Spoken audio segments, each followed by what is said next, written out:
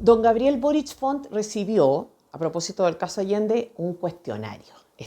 Un cuestionario de 35 preguntas de parte de la comisión investigadora para aclarar su participación y su responsabilidad en la compraventa de la casa de Salvador Allende. 35 preguntas.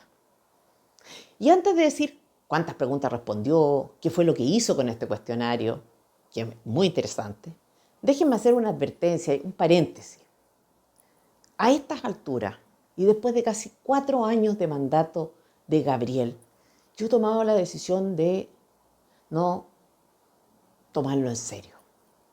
No porque no sean serias las consecuencias de sus actos, no porque no le quepa responsabilidad sobre esos actos, sino simplemente por cansancio.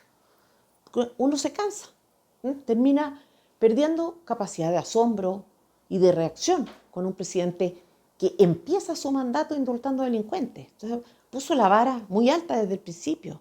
Entonces, llega un minuto en que el tono no da, en que los adjetivos ya se usaron, en que el nivel máximo de gravedad ya se alcanzó. O sea, ha habido acá esquemas de defraudación. Un trabajador que muere en La Moneda después de un récord de horas consecutivas trabajadas. Una alta autoridad imputada de haber violado a una mujer. Indultos a delincuentes, como decíamos. Ha habido romance. El presidente llega con una primera dama. La primera dama sale de su posición de primera, entra a la cancha una segunda jugadora y tenemos embarazo. Ha habido cambios de casa, con todo lo que esto significa. Entonces habría que ver acá si el presidente remodelará su casa nueva con cargo al erario público y vamos a tener que financiar su caprichín o no. Ha habido de todo, ha habido cosas gravísimas, vulgaridades, pequeños abusos, grandes abusos. Entonces, acá, de verdad, yo creo que lo único que falta es un caso de homicidio. Si el ministro Marcela apuñala a Cordero, o un mechoneo en el patio de los Naranjos, no sé, la Toti Orellana con Aysén Echeverry, algo así. Pero ojo, porque uno puede cansarse y cambiar el tono en el análisis, pero institucionalmente hay cosas que no se pueden dejar pasar. Y soy una convencida de que Gabriel Boric no puede terminar impunemente su gobierno. No sé cuál es la vía, cuál es el cauce, pero una cosa es reírse y otra muy distinta es trivializar. Pero volvamos al cuestionario. Eran 35 preguntas y Gabriel responde. Y así empieza su respuesta. Como es de su conocimiento, le escribe a la comisión investigadora que le ha mandado estas 35 preguntas, la Constitución Política y la Ley Orgánica Constitucional del Congreso Nacional excluyen al presidente de la República de las autoridades que deben comparecer ante las comisiones especiales investigadoras. O sea, Gabriel invoca la Constitución a su favor.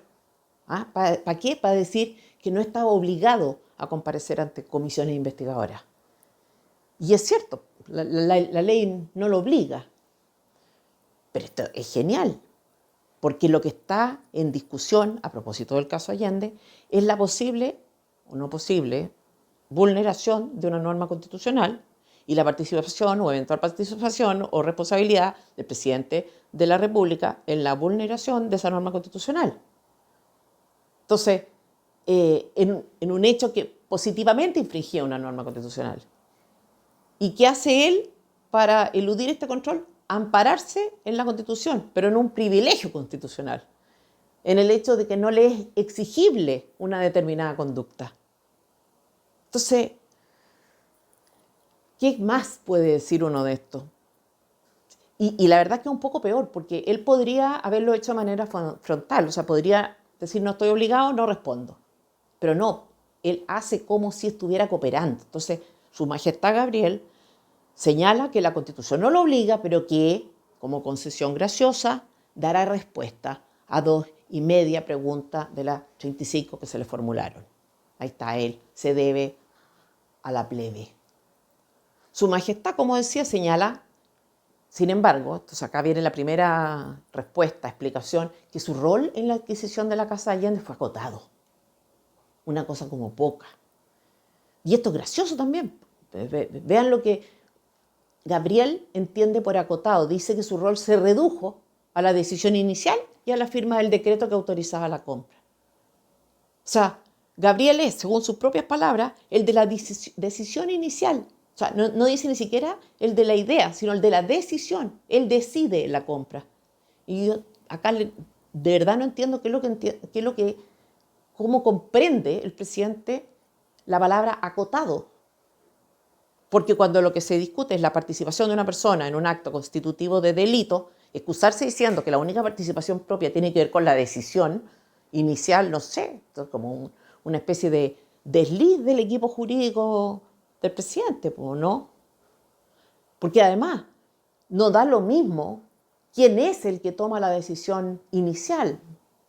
Por ejemplo, yo puedo decir que tomé tal o cual decisión inicial en mi familia, una compra de una casa, pero en realidad el que toma las decisiones es mi marido, como corresponde. Y por tanto, las decisiones en mi caso son más bien ideas, ocurrencias, que casualmente mi marido por lo general comparte, pero eso es otra cosa. Entonces, cuando el que toma la decisión inicial es el presidente de la República, la máxima autoridad del país, se entiende que su decisión es una orden, una instrucción, una ocurrencia cuyas implicancias prácticas son muy distintas a las ocurrencias que pueda tener otro, como yo en mi casa. Entonces, como si eso fuera poco, el señor Boric continúa con su definición de acotado. Dice que su participación acotada, limitada, reducida, tuvo que ver con la decisión inicial, como decíamos, y la firma del decreto. Entonces, tuvo la idea, dio la orden, la materializó en un decreto. O sea, estuvo de principio a fin en el proceso. Y yo insisto, ¿qué significa esto de acotado? Que no fue él el que trasladó los documentos, el que los imprimió para que las partes las revisaran, ¿cuál fue la parte relevante que se perdió? Entonces, después, en la brevísima respuesta, un documento que no tiene 2 páginas, una página y media, se lee la mano un abogado. Dice, quiero señalar que no tuve conocimiento sobre las potenciales inhabilidades constitucionales para la materialización de la compraventa. O sea, la verdad es que esto se puede interpretar de muchas maneras. Francisco Cancino, director de estudio de FNM, hizo el ejercicio en su columna semanal, les recomiendo verla. ¿Qué significa que no tuvo conocimiento sobre las potenciales inhabilidades constitucionales? ¿Que no sabía quiénes eran los vendedores? O quizás sabía, pero no sabía que una de las vendedoras era ministro de su gabinete. Porque, ojo, no dice que no conociera la norma, o sea, da a entender que no sabía de potenciales inhabilidades para la materialización de la compra. O sea, inhabilidades para este caso concreto, eso es lo que insinúa.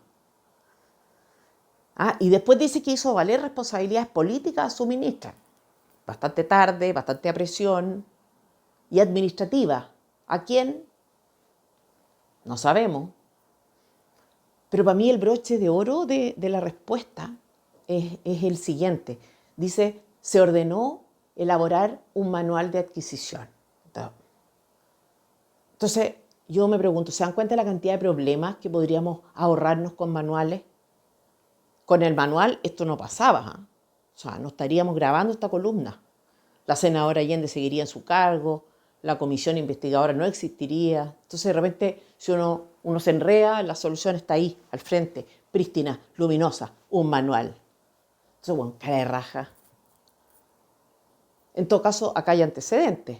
La que entonces era abogada de la División Jurídica del Ministerio de Bienes Nacionales advirtió a la Presidencia de la República de las consecuencias, según ella, morales, políticas y jurídicas en caso de llevar adelante la transacción. Eso consta, lo dijo ella ahora en la comisión investigadora, lo dijo en su momento cuando estalló el caso. La exministra de Bienes Nacionales, Marcela Sandoval, confirmó la versión de la asesora jurídica y dijo también que su cartera varias veces advirtió sobre posibles conflictos de interés.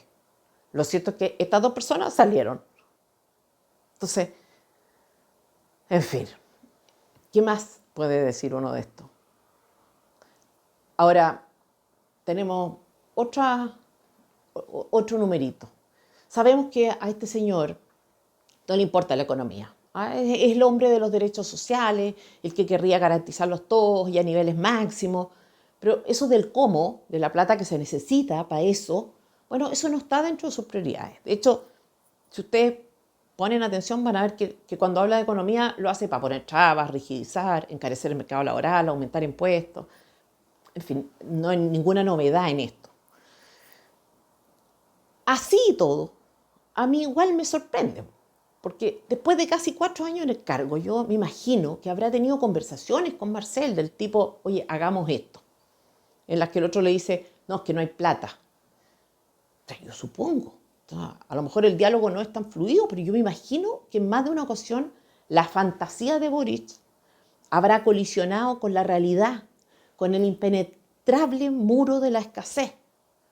Y quizá por eso me extraña que no haya reaccionado, que no haya tomado decisiones más radicales, más proactivas para la creación de riqueza, para poder sacar adelante todas sus magníficas promesas. La cosa es que esta semana supimos que en algún minuto tuvo una epifanía. Había presentado un proyecto de ley con 2 artículos, uno que permitía proyectos de inversión en humedales, otro que hacía posible la utilización de aguas subterráneas en zonas prohibidas. Todo condicionado, por supuesto, expertos, aprobaciones y demás, pero en fin. En fin. El proyecto venía con la firma del Mario Marcel, ministro de Hacienda, y del presidente. Pero surgió un obstáculo. El presidente de la República, Gabriel Boric, presentó un veto a un artículo que Gabriel Boric, presidente de la República, había presentado. Entonces, perdónenme, pero no me pidan seriedad para analizar la conducta de este personaje. Pues es como comentar una teleserie ordinaria y tratar de darle aires de profundidad. O sea, no se puede nomás, no se puede. O por último, cansa. ¿Qué va a decir uno de esto? La noticia es autoexplicativa. Boric es autoexplicativo. Entonces ya lo que caben al final son adjetivos. Pero tampoco uno puede abusar del adjetivo. Entonces, ahora, lo que falta en relación al gobierno de Gabriel Boric no es análisis, es hacer efectiva su responsabilidad. Yo espero que la derecha, además de pensar en elecciones, esté planificando esto. Hace pocas semanas se casó una hija mía y conversando con las personas a cargo de los servicios que estábamos contratando, nos comentaban cosas que les pasaban, que veían con cierta frecuencia, usos y costumbres, por así decir, bastante sorprendentes, que yo llamaría frente amplista. Eso en matrimonios pitucos, porque de eso estamos hablando, matrimonios pitucos. Por ejemplo, el dueño de la casa de eventos que arrendamos nos decía que a veces los invitados se llevaban los cuadros que ellos tenían colgados en las paredes. Así como que se lleva un souvenir. ¿Se imaginan ustedes? Entonces la señora que va en la mañana a la peluquería, que se hizo las manos, se va del evento con un recuerdito. Entonces, en fin, digo la señora porque parece que las mujeres son más propensas a esto de atesorar cosas. Los banqueteros, lo mismo, el mismo tipo de relatos. Decían que la gente se llevaba copas, adornos, candelabros, floreros. Entonces, yo me preguntaba, ¿cómo? O sea, debajo del abrigo de piel. Entonces, cuando se lo comenté a una amiga, me decía que ella había estado hacía poco en un matrimonio especialmente opulento, no opulento, bandejas de plata, unas llenas de chocolates Mulí, otras con calugas de no sé qué otra marca. Nada, esto fue en el matrimonio de mi hija, por si acá. La cosa es que parece que los asistentes llenaban las carteras y los bolsillos como ni siquiera con preocupación de pasar piola. Entonces, hay gente que tiene una conexión muy especial con esta necesidad ancestral de acumular. Gente que siente que si no se lleva los chocolates Mulí, no pasa el invierno. Y de esto me acordé cuando vi que en el Congreso se rechazaron 2 artículos del proyecto de ley presentado por el gobierno para el reajuste del sueldo mínimo. Y ustedes pueden pensar que estoy forzando una comparación, que es algo meramente retórico, pero no.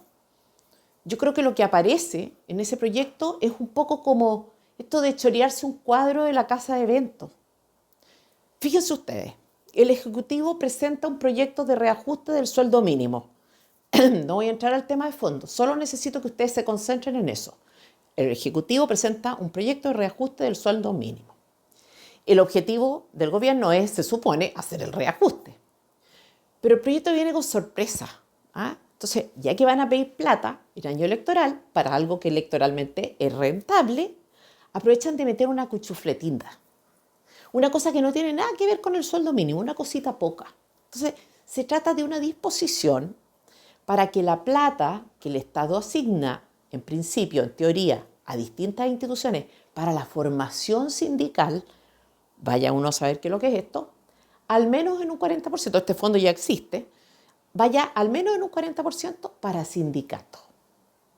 Sí, los sindicatos, ya nos imaginamos cuáles, tenían que concursar.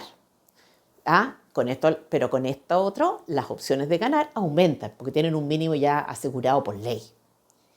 Y acá es, en primer lugar, donde yo no veo la relación entre reajustar el sueldo mínimo y hacer traspaso de fondos a sindicatos, no sé usted. Y es donde pienso que no se aguantan. Son como la vieja esta enfrentada a la bandeja de los chocolates. Nos pueden decir, oye, no, que los sindicatos representan a los trabajadores, que se trata de una medida que los favorece y ahí tratar de hacer una relación un poco forzada, totalmente forzada en realidad. Pero revisemos la evidencia a propósito de sindicatos y trabajadores. Vamos a tomar la encuesta ENCLA de 2023. Hay poco sobre la materia, de modo que les pedimos también a ustedes que nos dejen su opinión en los comentarios, si están o no afiliados a su sindicato en caso que la empresa en que trabajan los tenga, cómo les ha ido, etc. La encuesta ENCLA de 2023. Si uno revisa superficialmente los datos parecen buenos. En las empresas con sindicato, el 70,4% de los empleados considera que estas organizaciones facilitan las relaciones laborales, en fin, los empleados y los empleadores están contentos, sienten que favorecen la confianza, en fin, hay una evaluación buena. Pero hay un problema. El porcentaje de trabajadores afiliados a sindicatos en las empresas que los tienen es del 19,9%. Y el porcentaje de empresas con estas organizaciones es del 3,9%, o sea, siguen siendo bajísimos. O sea, en simple, en las empresas con sindicato, solo 20 de cada 100 trabajadores eligen ser parte de la organización que supuestamente defiende sus intereses. 20 de cada 100 trabajadores solamente está afiliado al sindicato de su empresa, para las empresas que lo tienen, obviamente. Entonces, ¿podemos considerar que están bien evaluadas estas organizaciones que representan a trabajadores en sus respectivas empresas, aunque los trabajadores no se afilien a ellas? Entonces, acá hay una trampa. Esto sería equivalente a medir la representatividad de los partidos políticos entre los militantes de los partidos políticos o entre los dirigentes de los partidos políticos. O sea, ¿qué dato, qué cifra, qué índice nos dice más acerca de los partidos políticos? Que prácticamente nadie se siente identificado con ellos, que el porcentaje de chilenos militantes sea ínfimo, o que los que ya militan los califiquen bien. Entonces esto es lo mismo. Entonces córtenla. Si en las empresas en que hay sindicatos, los sindicatos no logran convocar a más del 20%, quiere decir que están pésimamente mal evaluados. Y estamos hablando de una medición que se hace después de la reforma laboral de Bachelet. Entonces, nada de que las prácticas antisindicales y todo este discursito. Es raro, o en realidad es lógico, que unas instituciones poco representativas pidan acceder por ley y no por concurso a fondos públicos. En realidad es súper lógico, no se los ganarían de otra manera, precisamente porque son poco representativas. ¿Y a cuánto ascienden estos fondos disponibles? Estos que, en el fondo, este proyecto de ley pretendía asignar a sindicatos, al menos un 40%. ¿Cuánta plata se destinó al 2025? Para el 2000, un poco menos de 1.000 millones de pesos. Y una de las organizaciones que accedió a recursos de ese fondo en el año 2025 es Fiel. Fiel, así se llama. Personas que están, yo les voy a nombrar personas que están o han estado relacionadas con esta organización Fiel, como para que ustedes saquen sus conclusiones de quiénes concursan para este tipo de fondos, quiénes los ganan, para qué se dedican. Guillermo Salinas, miembro del Comité Central del Partido, ex secretario general de las Juventudes Comunistas en los 90. Pablo Centeno, director del Trabajo, miembro del Comité Central del Partido Comunista. Fernando Carmona, economista, hijo del presidente del PC, Lautaro Carmona. Coordinador del programa de Daniel Jadwe, miembro del comando Gabriel Boric. Entonces, de eso estamos hablando. Karen Francisca Palma Tapia, miembro también del Comité Central del Partido Comunista. Esta es la organización que ganó fondos de este Fondo de Educación para la Educación Sindical. ¿Ah? Este es el tipo de organizaciones que aspira a que se les asegure por lo menos el 40% de esos fondos. Entonces, estos señores son como la vieja del abrigo de piel. O la vieja del abrigo de piel son como los sindicalistas de la CUT, no sé. Tienen los dos esa cosa como de ver la oportunidad y aprovecharla. Como de anticipar que el invierno puede venir duro. Porque claro, puede venir un gobierno de derecha, es altamente probable, entonces hay que aprovechar. ¿Ah? Que el florero, la cuchara, el chocolate, lo que caiga. El fondo concursable, el fondo para la educación. 1.000 millones para la educación sindical. Ah, y uno entra, así como por curiosidad, a la página de la CUT y ¡ups! Se encuentra con 2 anuncios de cursos de formación sindical que imparte Fiel. ¡Qué casualidad, Dios santo! Son anuncios asociados a esta organización. ¡Qué sincronía!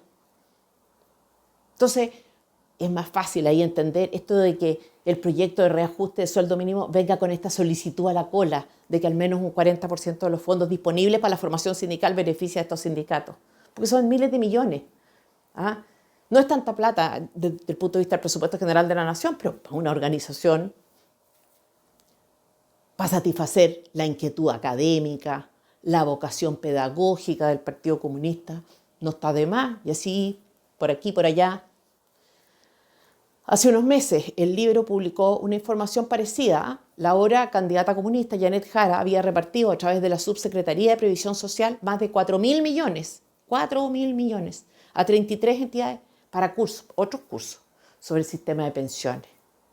Ah, están interesados también en la formación previsional en ese caso. 1.300 millones en 2022, 1.483 millones en 2023, 1.250 millones en 2024. Porque como les digo, esta gente tiene un genuino interés en la formación de la ciudadanía. Entonces, toda esta plata venía de otro fondo, parecido al Fondo de Educación Sindical, el FEP, Fondo de Educación Previsional, y que había tenido problemas en el pasado. Por ejemplo, había impartido cursos de formación previsional a personas muertas. ¿Ah? Entonces, comunicación directa con el más allá en materia previsional. Una educación previsional que trasciende los límites espaciotemporales. Entonces, ¿se fijan que esto que uno no puede estar toda la semana indignado comentando lo mismo? Que llega un punto en que hay que reírse porque, por último, uno se cansa y que al final uno se convence de que las cosas solo pueden cambiar si uno empieza por uno mismo, si uno se da cuenta de que el Frente Amplista es quizá la manifestación agravada, más grotesca si se quiere, más descarnada, más inmoral, pero de un problema bastante generalizado y bastante transversal. Y en materia de muertos, Dorothy encontró varios con cuentas activas en la Superintendencia de Seguridad Social. ¿Ah? De hecho, a más de 5.000 personas que aparecían vivas. O sea, que podrían, no se sabe si ocurrió o no, haber sido suplantadas. Entonces, los expertos dicen que ese no es el riesgo, pero personalmente creo que no se puede descartar. Se le pasaron a doña Pamela Gana, la superintendenta. Tuvo un pequeño traspiés, otro pequeño traspiés. Y es que en Chile pasan estas cosas. Los muertos asisten a cursos previsionales, como decíamos, tienen cuentas previsionales activas. Los muertos votan en elecciones, en fin, es como parte de nuestra cultura de integración, una especie de Halloween institucional. Pero más allá de eso, la señora Pamela Gana está en problemas. Recordemos, la superintendencia, esta señora es la superintendente de Previsión Social y su tarea principal se resume en una palabra: fiscalizar. Entonces, yo podría detenerme en las instituciones que fiscalizan las atribuciones que tienen, pero creo que basta con decir que tiene el deber de fiscalizar para hacerse más o menos una idea, para ponerle nota a su gestión. Porque no tiene mucho sentido ponerse detallista acá. Los errores son demasiado gruesos, demasiado evidentes.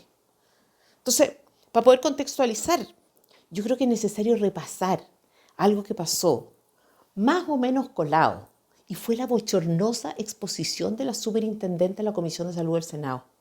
Digo que pasó colado porque se destacó mucho una parte de sus explicaciones y se ignoró otra que a mi juicio era la fundamental. Entonces, veamos un poco de eso. Contexto. Citan a Pamela Gana después de que Contraloría denuncia que 25.000 funcionarios del Estado viajaron fuera del país estando con licencia. O sea, se verifica que no hubo fiscalización alguna, razón por la cual, obviamente, la llaman. ¿Por qué se la llama, en el fondo? A dar explicaciones por su obligación general de fiscalización. Pero además, porque ya en 2014 la superintendencia había firmado un convenio con la PDI, un convenio de cooperación para hacer cruce de datos. ¿Por qué se había firmado ese convenio? Obviamente porque había conciencia de que estas cosas estaban pasando. O sea, la superintendencia tenía los datos de la licencia, la PDI los datos de los viajes. Pero el convenio era para hacer los cruces y sancionar irregularidades. 2014, o sea, estamos hablando de 11 años atrás. ¿Se dan cuenta de las miles de millones de dólares que debe ser esta cuestión? Entonces, le preguntan por qué no usó ese convenio, o sea, por qué no lo hizo efectivo en el fondo. Vean ustedes, el senador Juan Luis Castro le hace la siguiente pregunta. Porque parece insólito que tenga que venir la Contraloría a destapar un asunto que estaba en un convenio con ustedes por 10 años. O sea, esto no tiene una lógica que uno pueda entender. Entonces, ¿cuál es el trasfondo de esto? Porque no puede ser que un convenio esté muerto durante 10 años, o no se impugne, o no se diga, estas son las razones por las cuales está fallando. No lo entiendo. Oye, perdonen que insista, pero la firma del convenio se explica porque había conciencia de que se estaban produciendo abusos. No era por si acaso, era ex post. Entonces, tenemos a dos instituciones, al tanto de que hay millones de funcionarios y ciudadanos también, quizá millones, incurriendo en conductas constitutivas de delito. Una, la superintendencia, tiene el dato de las licencias. La otra, la PDI, tiene el dato de los viajes. ¿Qué faltaba? ¿Qué faltaba por hacer? El cruce. ¿Por qué no se hace el cruce? Esta es la pregunta que se le hace a la señora Pamela Gana, a la superintendenta. Y esto contesta doña Pamela Gana. Yo les pido, por favor, que pongan atención, porque es una respuesta de antología. Nosotros cuando firmamos ese convenio de colaboración no teníamos una facultad legal para pedir información.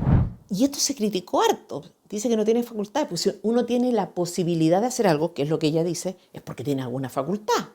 De hecho, lo que ella debería haber dicho, si era cierto esto de que no tenía facultades, era que el convenio no servía para nada, que no le daba posibilidades. La medida que dice que le da posibilidades, entonces quiere decir que tiene facultades. Pero no, ella reconoce que tenía la posibilidad de haber hecho algo al respecto, pero agrega algo que es, haciendo esta distinción entre posibilidad y facultad que no se entiende, pero agrega algo que es impresionante, que es realmente impresionante. Por favor, pongan atención. Esa posibilidad se concreta si hay voluntades, prioridades y capacidades técnicas en las instituciones involucradas. Cuando hablamos de convenio, como era este convenio, no existió aquello. O sea, no tenía facultad, dice ella, no tenían facultades, pero sí una posibilidad. Una posibilidad que solo podía concretarse, atención, en la medida en que hubieran voluntades, prioridades y capacidades técnicas en las instituciones involucradas. Y en ese convenio, agrega, no existió aquello. O sea, en relación a la capacidad técnica, habría que preguntarle acá a Dorothy qué software usó y qué tan complejo era, a ver si el tema técnico era realmente un obstáculo. Pero yo encuentro genial esto de ir al Congreso a rendir cuentas a propósito de algo que parece una inexcusable negligencia y decir que no hizo uso de la oportunidad que el convenio le ofrecía de fiscalizar y terminar con la comisión de delitos y el desvío de fondos del presupuesto de salud en licencias médicas fraudulentas por falta de voluntad y de priorización. Yo lo encuentro genial porque lo que ella usa en su defensa es lo que cualquier hijo de vecino usaría para justificar su destitución. O sea, no tuvo voluntad, no le asignó importancia. Podía hacerlo, pero no. Eso es lo que uno diría para responsabilizarla, para pedirle la renuncia. Entonces, es insólito estas cosas que están pasando. Dorothy no tiene planificado, parece, soltar la presa. Acaba de publicar un nuevo informe, como decíamos al comienzo, denunciando que hay estos 5.000 personas con cuentas activas que murieron. Y doña Pamela tiene que seguir dando explicaciones. O sea, por ejemplo, otro caso. Ustedes saben que en el Estado las compras se hacen a través de licitaciones, concursos. Para evitar, no de manera directa, para evitar que funcionarios beneficien a sus amigos, parientes, etc. Ustedes me imagino que se pueden imaginarse todo lo útil que son estas normas y lo mucho que se cumplen. Pero en fin, esta es la idea. Esta es la idea, no aprovecharse la plata ajena, porque es plata ajena la que administran los funcionarios públicos y de paso perjudican a los contribuyentes. Bueno, y acá empalmamos con los problemas técnicos de la superintendencia, a los que ella eludió a propósito del hecho de no haber usado el convenio. La Contraloría detectó irregularidades, adquisiciones de equipos tecnológicos por un total de 311 millones de pesos a través de tratos directos con la empresa Tecnova Soluciones Informáticas S.p.A., en lugar de seguir el proceso de licitación, que debe ser obviamente excepcional. Entonces acá es cuando la superintendenta tiene que empezar a dar explicaciones ahora de otra índole. ¿Cuál es la razón excepcional que hay para saltarse la licitación? No lo sabemos. Tiene que dar explicaciones también por las demoras en los procesos para cursar multas, la falta de supervisión a FONASA, en personas que entran al sistema y que no deberían tener acceso al sistema. Entonces, da la sensación de todo como un poco al lote, el fiscalizador al lote. Entonces, tenía la posibilidad de tener todo en orden, pero quizá tampoco tomó esa posibilidad. Entonces, la verdad es que doña Pamela Gana debería renunciar. En estricto rigor debería renunciar, porque si uno tuviera que resumir sus faltas, los errores que se le pueden imputar, todos tienen que ver con la fiscalización o la falta de ella. Pero ¿saben qué? Termina en octubre su cargo, entonces son 4 meses más. Es como el jarrón que se lleva la vieja al matrimonio, los fondos de educación sindical que quiere la CUT y el gobierno infiltra en un proyecto de ley, como aprovechar un poquitito más por si pasa. Entonces, son conductas las de este gobierno, las de las autoridades, la de la vieja del florero, que causan daños a gran escala, en algunos casos desfalco, en otros negligencia, pero todo es como con el ánimo como de ladronzuelo, como de ratero, del ladrón que llegó la policía, está a punto de tomarlo, pero para ahí, para hallarse hasta la última baratija que encuentra la pasada. En este contexto es el que se mueve Dorothy. Ahora está presionando a las municipalidades, a 232 municipalidades. ¿Y sabe para qué? Para cumplir la ley. Envió un oficio, como decíamos, 232 municipios para saber si los profesores que paralizaron dejaron de recibir sueldo los días en que no trabajaron.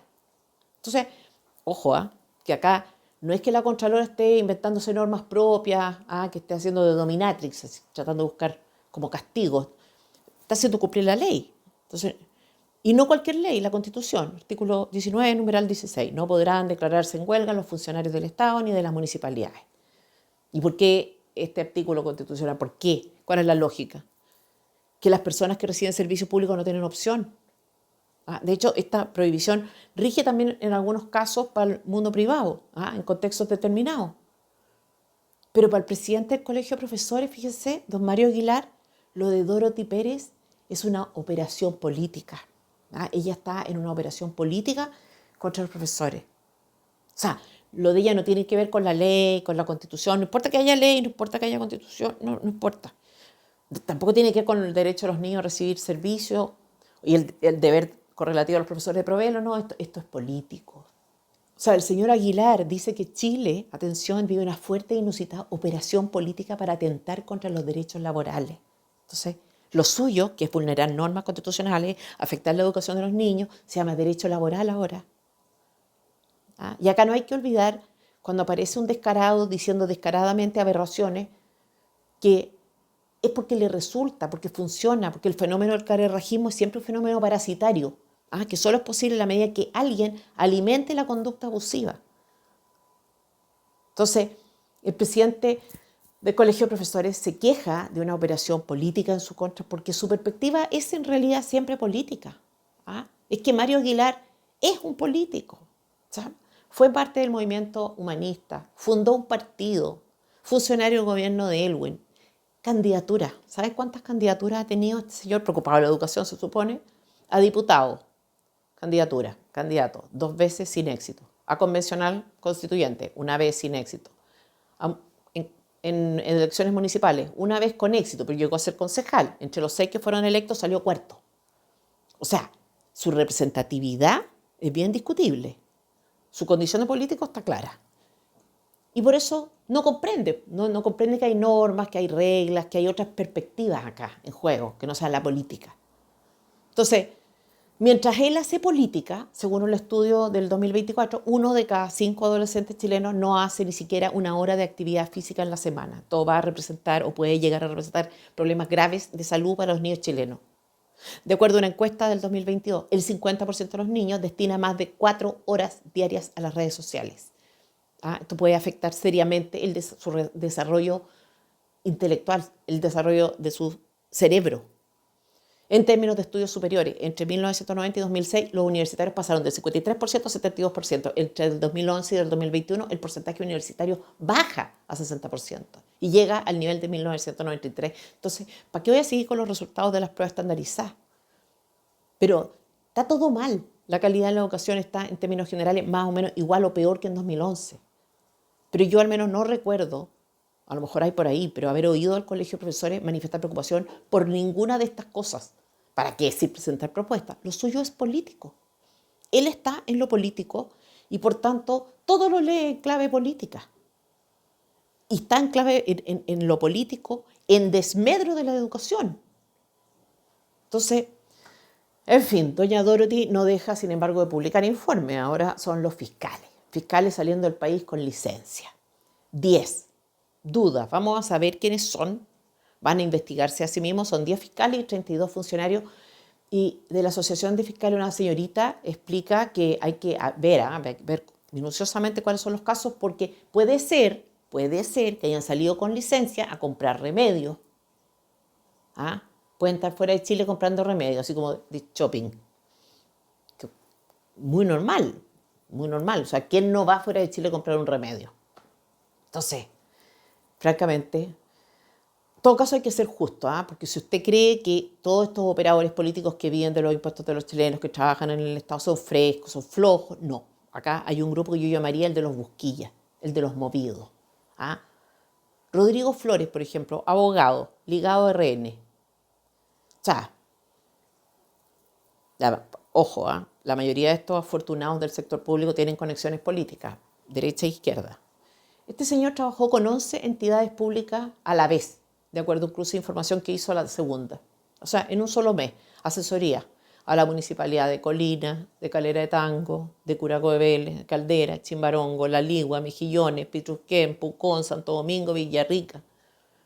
El trotamundo. El jurista, como dicen los periodistas, por si acaso jurista no es sinónimo de abogado, pero en fin, hablemos como periodista. El jurista logró fabricarse un sueldo de 22 millones. En el ranking de funcionarios proactivos hay otro que es médico, se llama Diego Sandón, oftalmólogo. En el hospital, contrato en paralelo, Hospital San Borja, Hospital San José, Luis Tisné, El Carmen, Clínico Metropolitano, Hospital de Talca, de Rancagua. Sí, es curioso, por decirlo menos, de tener una cuenta alta de TAC y de peaje este señor. En fin, las cosas están mal, ojalá que Dorothy siga bien.